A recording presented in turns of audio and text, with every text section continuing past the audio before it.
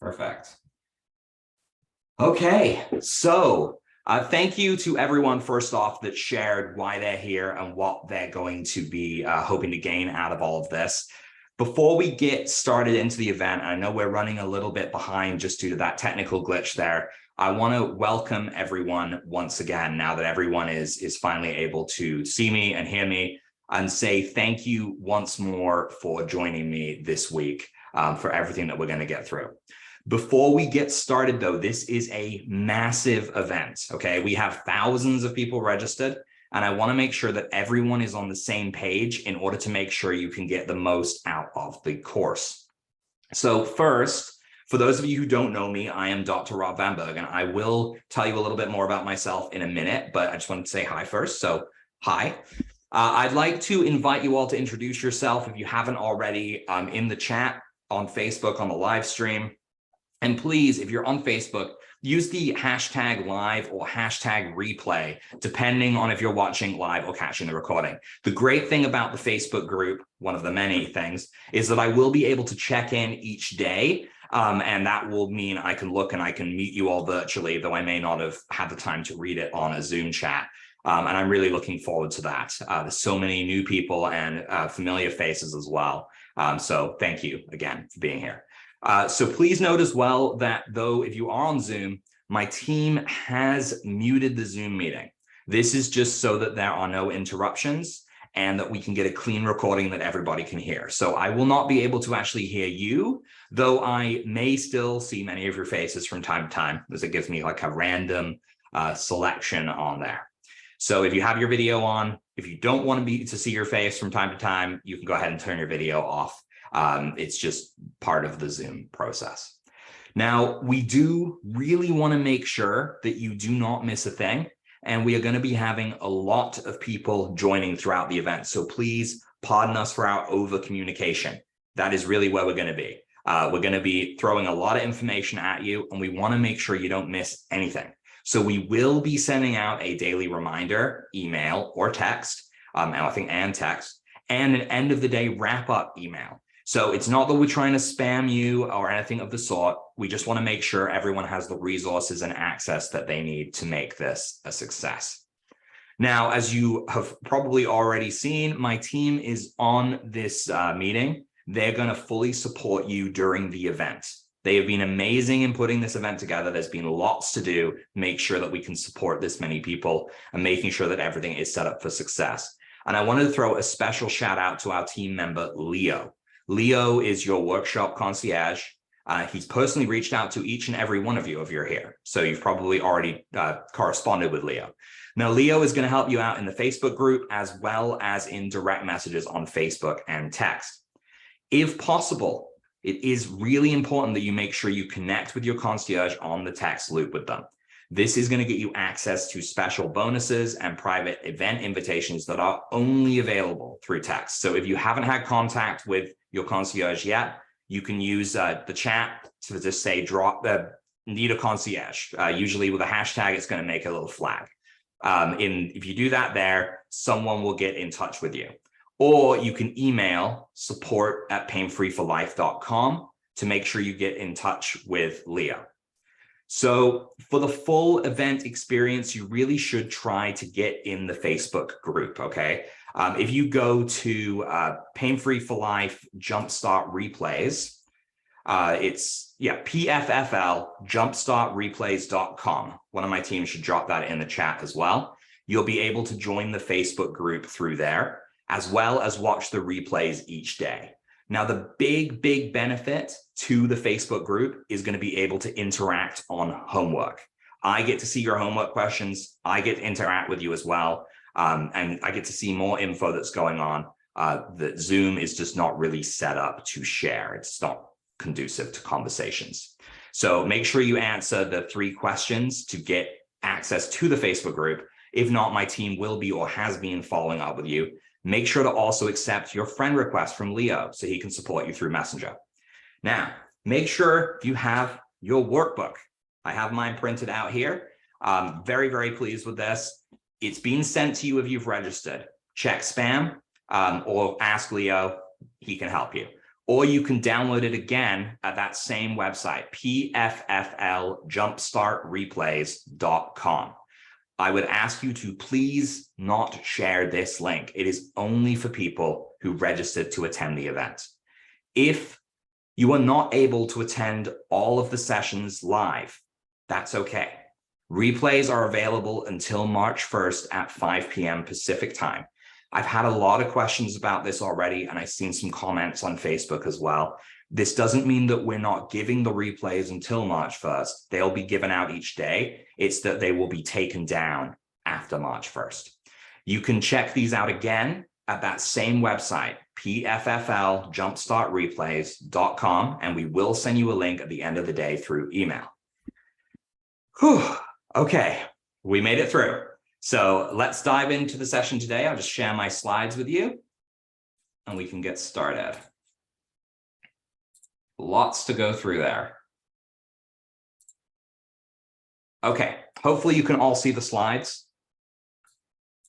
So day one, so here we are, day one of our event, the pain epidemic. And I saw some comments about this in the chat already. So 5 ways conventional medicine has failed you, as if we can condense it all down into 5 ways. So first off, I will introduce myself a little bit better than before. As I said, I'm Dr. Rob Van Bergen. I am founder of Pain Free for Life and have been working at this for quite some time. I obtained my bachelor's in holistic sciences in 2019. And in 2021, I completed my doctorate of natural medicine and my PhD in natural medicine. And I focused every piece of my studies that I could onto microcurrent therapy, which we will learn about throughout this course this week. But really, what I was looking to do is find ways to resolve inflammation at the root and help people get better and get out of pain. Now, in 2022, I was awarded a doctorate in humanitarian services for my work in the field of natural medicine by the World Organization of Natural Medicine as well. So I have a little bit of experience working with people in chronic pain. It's kind of been my focus. And while we look at helping other diseases and doing whatever we can, it's really a hard focus on that pain aspect, because that is one of the things that we do best. So I want you all to know on that note, before we dive in for the week, that pain, autoimmune disease, inflammation, chronic disease, brain dysfunction, whatever it is that you're dealing with, is all connected. So if you hear me talking about one or the other, do know that I am speaking to a healthy body as a whole, and that the ability to overcome these things is there. People, once they balance out their body, once we get all of these elements in check, they are able to work on resolution that will kind of, I can't use the word cure, but get close to that point where we're no longer suffering from these conditions. Now, this is broken up into a 5-day course, and today I'm going to be talking about conventional medicine and some of the major discrepancies that we see in its implementation in our patients. We're also going to discuss the underlying truth of the body electric and how the trillions of cells that make up you as a person are connected to the concept of why we aren't healing, okay? So over the course of the week, you will learn all about the methods that you need to employ if you want to become pain-free. So we're going to look at what isn't working, which is what we're doing today, what has, identify the root cause of the issue, discuss the 5 elements of the Hache protocol, and look to 3 crucial cornerstones in developing the pain-free for life mindset. These are ownership, action, consistency. These are going to be very important things. There may even be a spot in the workbook to write those down. I'll also be doing a live Q&A session on Saturday at the end of the week. And we will have some awesome bonus trainings as well next week. Now, of course, we're going to talk about all of these things in further details as we progress through the Jumpstart. The focus today is on issues with the medical system and what and why things might not be working. So first off, we don't have a healthcare system. We have a sick care system. It's my opinion However, that conventional medicine has a time and a place. In the sense of triage, in the sense of saving lives, it can do that. It can serve that purpose. It's there as a last line of defense to deliver treatment to those in need. But despite it being this sort of broken system that is not set up to function in helping us, it is still being purported as a first line of defense. It's the first thing that we feel that we must do when something goes wrong. We are taught not to worry about our health because of this system, because we believe that there will be an option that can be there to fix us, that the worst case scenarios where we can't be fixed could and will never happen to us. That is, until they do.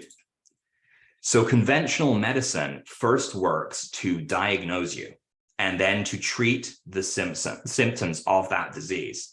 Now, in most cases, this totally ignores what caused that disease in the first place, right? It's a big problem because it focuses on doing what it can to manage the sick, and it actually does very little to help you get well. And this is something that we do see very, very often, and I'm sure many of you here have experienced it. If you have, feel free to let me know your experience in the chat. I think it's something that we are fundamentally trapped into, where we just feel like we can go and we can get better, and we get stuck in this dangerous, dangerous loop. So this, to me, is the biggest issue with the conventional medical system, and this is covering up the symptoms. Those of you who are familiar with my lectures before have probably heard this before as well. Medication, surgery, whatever else they throw at you tends to lean toward rapid reactivity to a symptom, right? Hit it on the head, get that symptom under control, and we will be able to live, right? And it's just about continuing that process and moving through life, living, and ignoring the fact that we're not really fixing the issue. It's not looking to locate a problem, but to put a stop to it, to bill you and get you out of the room. That's really what it is. And time that people spend with medical doctors has become less and less and less. And I know since COVID, there's been a massive spike in telemedicine as well, which is great. Maybe it allows access to people to have healthcare access that they wouldn't otherwise get, but it removes that connection. You're removing that connection of being able to talk to someone and get your questions answered. There's also the signs all over the place here in Canada at these clinics that say one issue per patient, as if we can all manage to only have one thing going on when we get to that place. So we are really stuck in this system of covering up the symptoms and moving people along. And I'm not sure if people are going to find that offensive in any way, but we'll talk a little bit about why I think that is later on.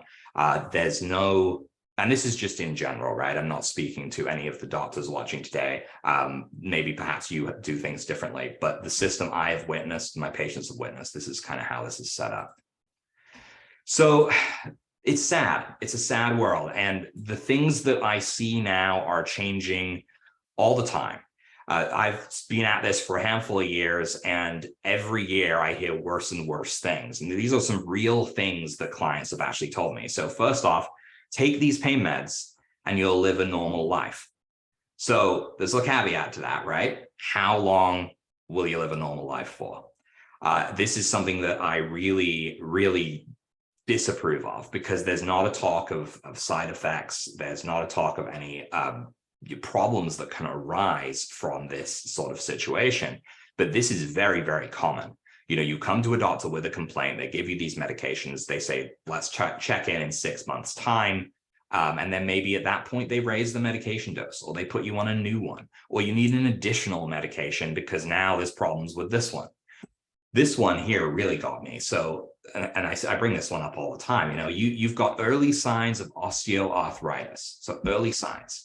I'd like to perform a hip replacement and get ahead of the game. I don't know how one can expect to get ahead of the game through doing invasive surgery that destroys joints when they're is barely a problem.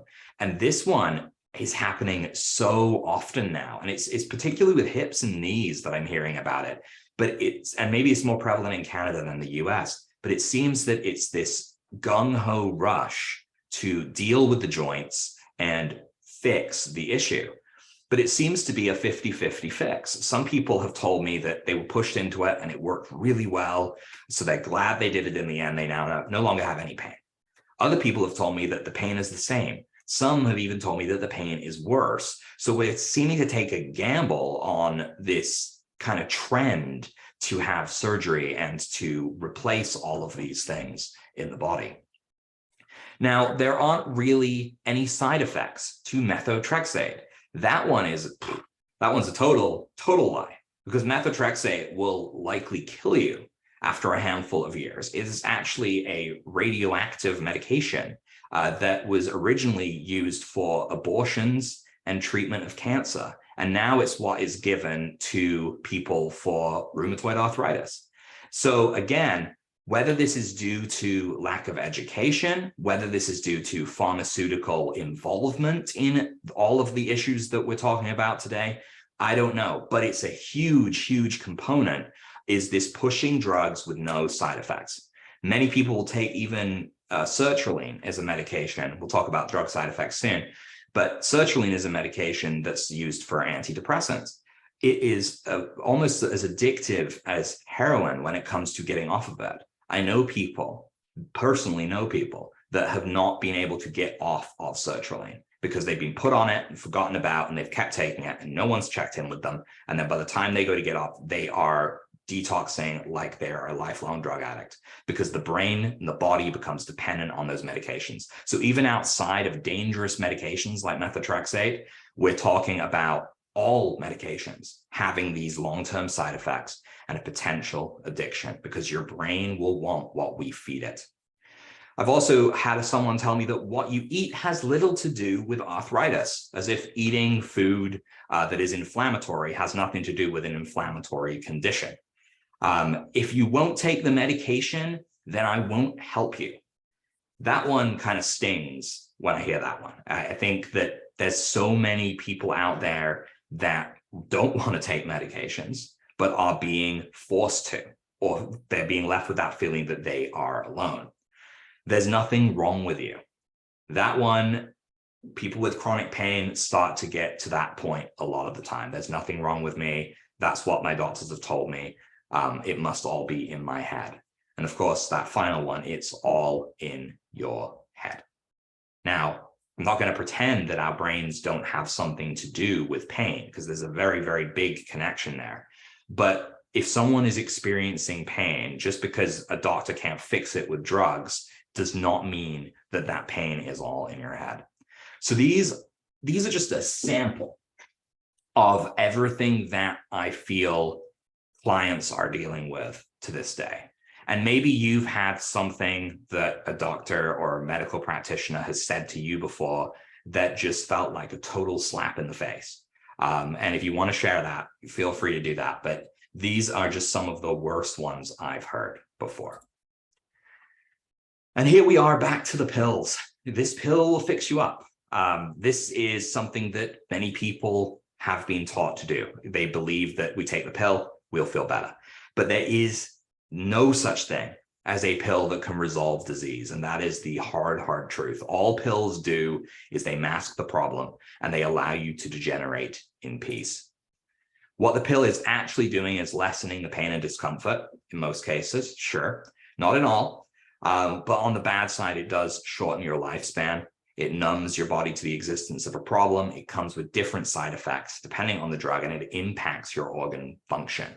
I found a ton of great graphics and lists that showed the different side effects that are possible with different drugs. And just as an interesting point here, ibuprofen, very commonly taken for inflammation, has 282 side effects that are potential in it, with nearly 50% of people experiencing the mild side effect of nausea, and 23% of people experiencing an increase in white blood cell count. So there's a lot of interesting things. Gabapentin, a seizure medication that's also given for nerve pain and sometimes even for anxiety. This has a 12% chance in 12% of people, it causes an increase in pain. So again, we've got these medications that are given to us to rebalance the body chemically, and the body is taking them and reacting to them because they are not part of it. It does not recognize them. It reacts and it tries to defend you. So we do have to keep in mind that all of these things are possible. One of the most common pain medications that there are is acetaminophen. That would be your Tylenol, right? As a pain reliever. 157 average number of side effects, with 10% of people on average experiencing a nervous system disorder from Tylenol. So there are a lot of things we have to be aware of. Even those things that are considered safe and over the counter can cause problems. These medications, ultimately what they are doing is they are forming a mask that we can wear that will make it so that we can get through our day, get through our lives, and not feel pain. So these medications, they will cover up the pain, right? If they work, they will. It doesn't matter to me if it's pharmaceutical, if it's marijuana or CBD oil. I know that's controversial nowadays. Whatever it may be, to me, if you're taking it and it's making you feel better temporarily, it's masking the issue, right? It's chemical you're putting in your body, it's altering your brain chemistry, and it is not fixing the underlying problem. What you are doing is you are changing out your sad face, you're putting on a happy mask, big smile for the world, and you're going about your day. And you may feel good in the moment, but underneath, the issue is still there. And the longer the problem is masked, the more damage it can do. It starts to break down the structure of our body, and then the issue becomes chronic.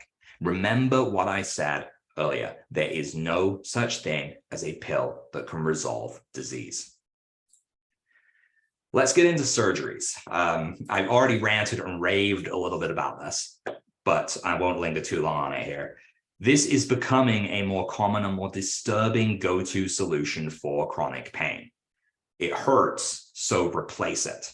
This is a very interesting concept, and I think it's a very Western world concept. I think we've become very used to having the answer on hand, and it's easier for many people to smash your hip up and get a new hip than it is to change your diet and change your lifestyle. This is a problem as well with cosmetic surgeries. These are happening more and more. I know the amount of clients I get that are concerned about scar tissue from breast reduction or breast enhancement surgery is huge too. And I know that's less common nowadays, but it was a very popular thing, again, with no side effects, right? And now there are health concerns associated with it. So surgery seems like a wonderful and simple solution, and you think it's going to hurt for a while and then it's going to be fine. But often these surgeries are done unnecessarily early. Again, just like that person earlier, osteoarthritis, let's get on top of it. Let's remove your hip. Sometimes there really is a need to get on a surgery and actually get it done, but much of the time there isn't. Back when I was a kid, it was extremely common for doctors to remove tonsils, for example. It happened a lot. I had my tonsils removed when I was very young due to repeated throat infections. And I know many, many people my age that had the same thing happen to them, but we remove a vital immune system organ, essentially, when we remove the tonsils. And again, we feel that there's no side effects to that, but there's scar tissue. There is lingering reduction in our immune response. I am more likely to get sore tonsils and problems like that, or sore throats and viruses, than my son is, and my wife, who didn't have hers removed. If it starts circulating around the family, I'm the one that pays for it. Now, I've seen these surgeries go really well. I've seen them resolve the issue, and other times it has gone wrong and it's made it worse, or at minimum, it's made no change. And then you underwent all of that for nothing. Surgery does have complications as well. Surgery should be reserved for life-threatening situations. Surgery brings with it a long recovery time. It leaves you vulnerable to needing more surgeries down the line, and it creates scar tissue, which brings with it an absolute plethora of health concerns. And some of the major surgeries I've had, even the life-saving ones, I've seen the amount of scar tissue be the biggest barrier to a person's recovery. It's getting through all of that tissue, which is essentially non-functioning, and enabling them to actually feel it once again. All right, so surgery. I promised I'd keep the surgery component short because I think I'd already talked about that quite significantly. But conventional medicine ignores the building blocks of a holistic health model.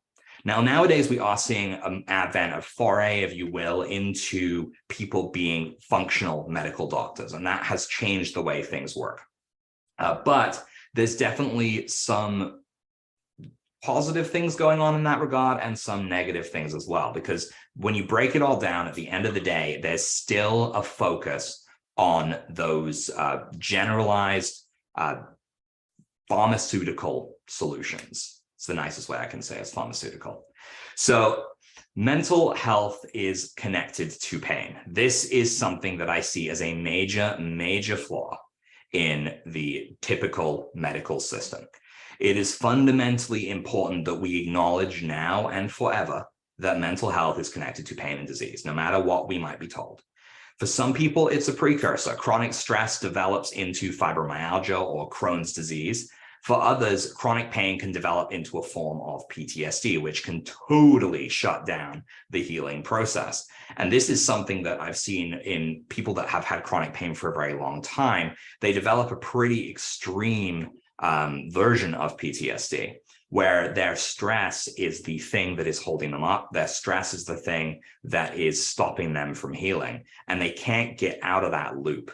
Now, the emotional and the physical will walk hand in hand together. Conventional medicine either ignores the concept or believes it's not connected at all. And again, that you're just crazy, refer you to a psychologist, right? That's the easy solution. So this is the other thing, the question, are we what we eat? Now, what we put into our body can both harm and heal us. And people who eat clean, organic diets are going to have an easier time healing and preventing disease than those who consistently bog down their body in processed junky foods. And the same goes for chronic pain here. If you're eating things that are getting stuck into your tissue and causing the creation of inflammation, then that's a problem. And it's something that we can't really get around too easily. This is because on a cellular level, the cells that make up your body are what keeps everything running smoothly within it. And when they are feeding off of imbalanced or poor nutrients, then the cell will lose its electrical potential. It'll drop that energy level, and it will become almost impossible for it to regenerate. In extreme cases, this can lead to cell death and the development of channelopathies, leading at a minimum to chronic inflammation. Now, I will be explaining channelopathies tomorrow because they are very important here, because this all factors into how cells function, how they work, and what we are kind of taking on board and how that will change things. However, aside from with cirrhosis and digestive issues, the conventional medical system does not see a connection. We do hear of doctors looking into diet, but they wouldn't know what to suggest. Hospitals, in some cases, have nutritionists on staff, but those are only for patients that have issues like cirrhosis or chronic digestive issues. Hospital foods. I mean, I don't know how many people have eaten hospital food. It's not the best, but it's definitely not nutritionally sound, right? It's not built to rebuild us and heal us. This is another thing that, and this is probably the thing that not many people consider, is that the body is electric. Conventional medicine might largely ignore this fact, but it really can't dispute it. Our cells communicate electrically. So it stands to reason that our body will accept these signals from outside sources as well. So in a world in which we didn't evolve, we'd be perfectly fine, because the sources of electromagnetic fields that would be delivered onto us would be the earth and the sun. We would have those natural waveforms. That's what runs us. We know that exposing yourself to the sun for 10 minutes a day just no sunscreen, is great for your health because the vitamin D is absorbed in and it really helps build your immune system and improve your general body function. In part, there's levels of electromagnetic radiation that are improving your cellular function here. Now, so in a perfect world where we didn't have technology, natural signals would essentially run every cell in our body and tell them how to function. And it's an interesting point here. When you get space stations, when they send them up, they actually have to use Schumann resonance generators in the space stations to prevent bones and cells in the body from dying and breaking down. So there's actually the need to resonate with those low electrical frequencies when you're out of Earth's atmosphere, because there's no access to them whatsoever. So because we did evolve and continue to need to adapt to our increasing need for entertainment, connection, whatever it may be, we continue to overwhelm the natural environment around us with harmful electromagnetic signals that, simply put, will disrupt normal cellular function. And it's very hard to get around it. I do know of some people that live totally off the grid with no electricity, and they live very long, healthy lives. For me, if I want to continue to do this work, I have a computer, a webcam, a microphone, a set of lights, a cell phone, another laptop there. I'm surrounded by this stuff and bombarded by it all the time. Ignoring this concept of how our bodies will react on a cellular level to what we expose them to is a big, big problem. In Europe, this concept is actually recognized as a condition called electromagnetic hypersensitivity, or EHS. In North America, if you ask any conventional doctor, they probably have never heard of it, or they'll tell you that it's not real. But it's a recognized disability in Europe. It's a recognized disability in Australia. These are things that people actually are so affected by that it brings their entire immune system down, it brings their body down, and their health spirals out, and they need a way to get better. The other problem with the medical system is that it is set up for triage, not long-term care. And this is really the best way to describe it here. The medical system is based on an archaic system of triage, not wellness. This is why it's all about sick care. It only wants to see you when it's sick, when you're sick, because these are the only times it's equipped to handle you. When you have an acute phase of conditions, right? Something like breaking your leg, it's getting it set. They're set up for that. But then they just want to see you to take it off, right? If you go in there and you've got acute pain, they're going to give you some painkillers. Maybe that'll work in the short term, get you through the few days of pain, and you'll be off to the races, back to normal. But once people start to fall off the wagon of acute health, and they start to fall into that situation where they have no way of treating you anymore, that's when we start to see that fundamental flaw in the system. Because really, they're not equipped to handle it. Managing the symptoms is considered fine if the issue will pass in a few weeks, right? It's like people that take decongestants for colds. If it's only for a couple of days, it may not do long-term harm. There's a lot of problems with it if you do it for a longer period of time. It's the same thing with everything. In moderation, the body can handle it. In excess, it cannot.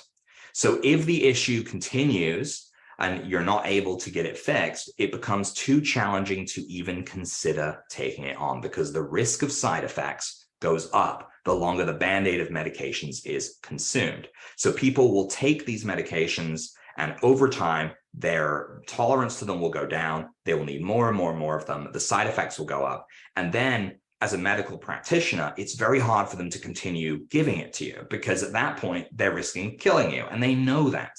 So these things as short-term solutions are definitely something that can have their place.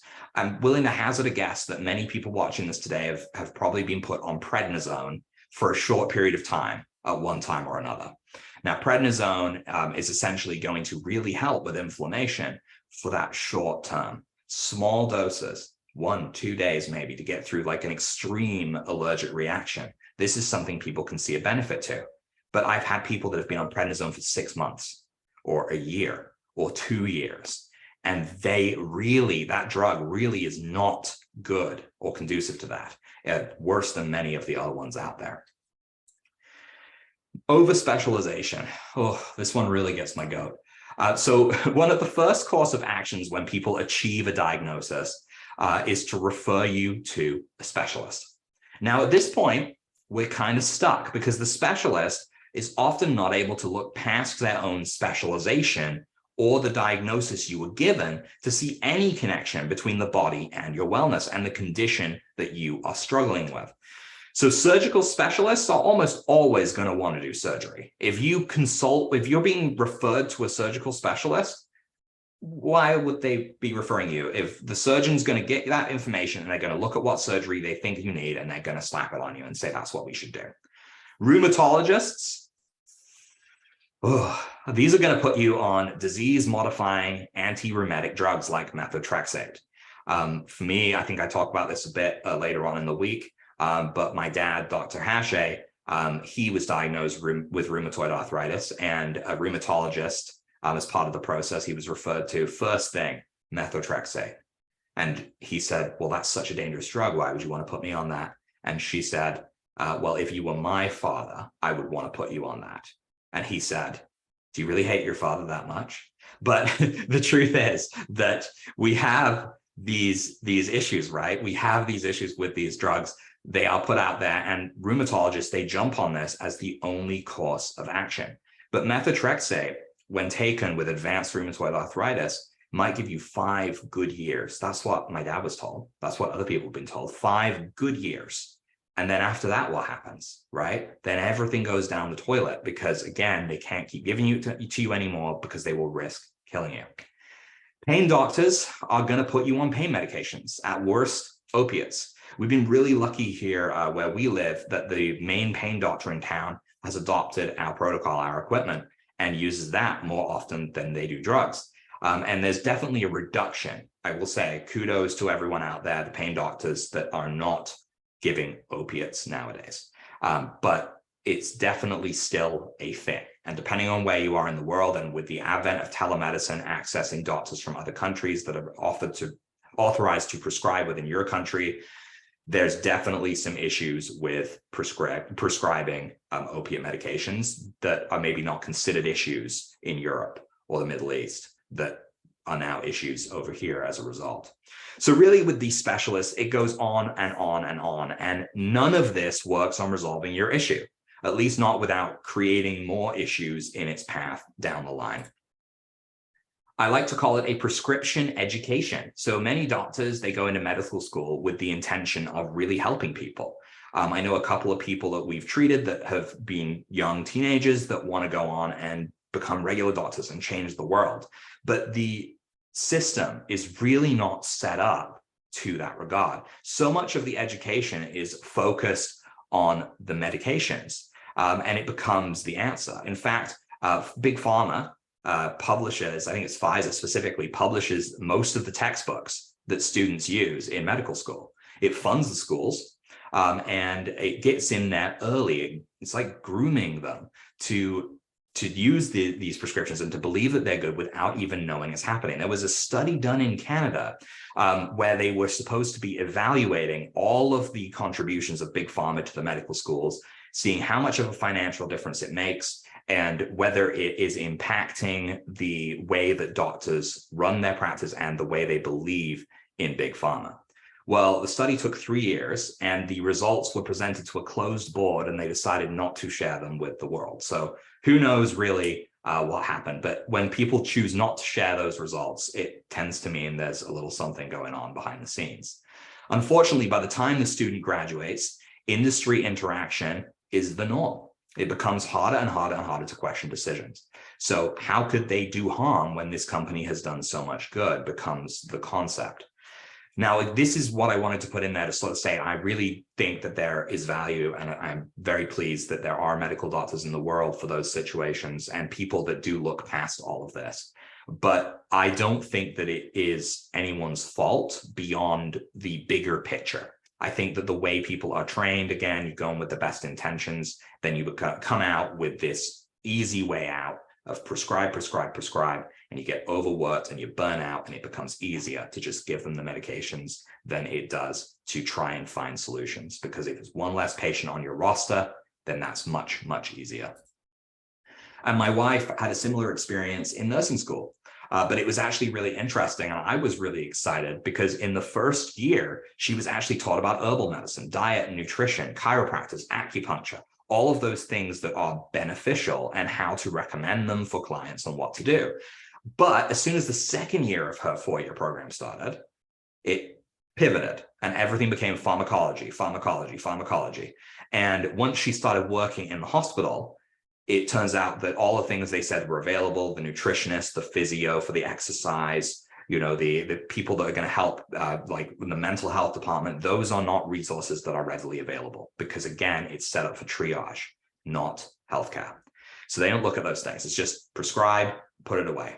And even in the cases where younger nurses or experienced nurses that have not burnt out, that really want to make a difference, will go out of their way to try their best to get in there and actually make those changes on a positive level without doing drugs for the patient, it's often frowned upon.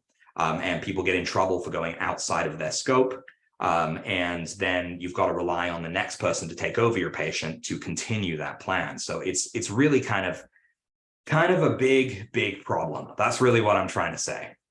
And I want people to realize, right, we are more than focused sacks of flesh and blood. Conventional medicine might see us as this. We're ready to be poked, prodded, analyzed until we're finally ready to be deemed lucky enough to be a sack of flesh and blood that has a diagnosis now. And we know what it is that's going on in our body. But we do need to realize that each of us is made up of trillions of cells. And each one of those cells plays a role in our body's functioning. And sure, we can have a handful of cells that defect and get destroyed. And I mean, we make new cells every day. But if we don't nurture ourselves on a cellular level, we cannot eliminate the root cause of our pain. We cannot improve our body's functioning, and we can't restore someone to holistic wellness. And when we are in a system like a conventional medical system, we are sort of trapped in that inability to nurture ourselves and our inability to get better and get well. So let's just do a quick recap as we're coming to the end of the hour here. So sick care. So sick care is a system that covers up the symptoms as a way of treatment. It exchanges relief or resolution of a symptom for dangerous side effects that we often don't want. It often ignores the role of the holistic health model. And I say often because, again, with functional medicine, we are seeing a bit of a pivot towards that. It doesn't see beyond what can be shown in traditional labs. The amount of lab options that you can do holistically that a doctor is going to completely dismiss is huge. And the things it can tell you about your body is huge. It ignores individual history.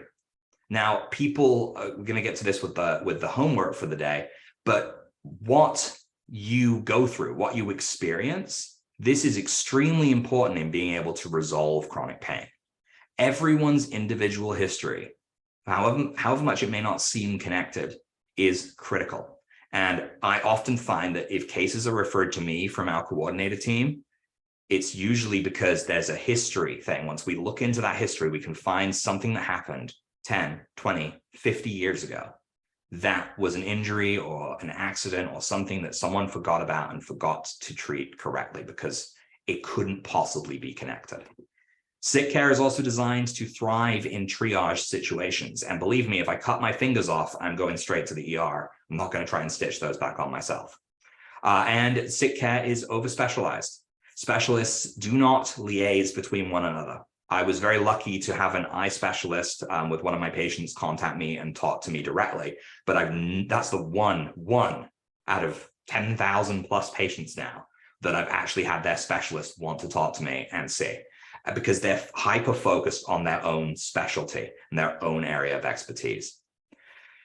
Well care, so wellness, this looks to resolve the root to eradicate the issue. It works on prevention of worsening health.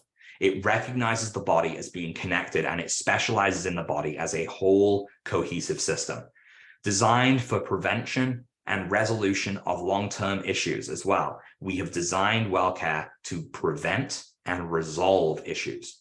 Doesn't matter if it's been going on for 40 or 50 years or more, it's still possible to turn it around.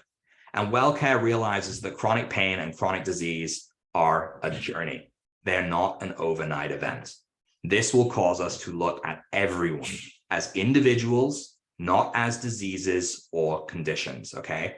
I know that it's important, and I know that that diagnosis can mean a lot to someone, but I want to see you as a person.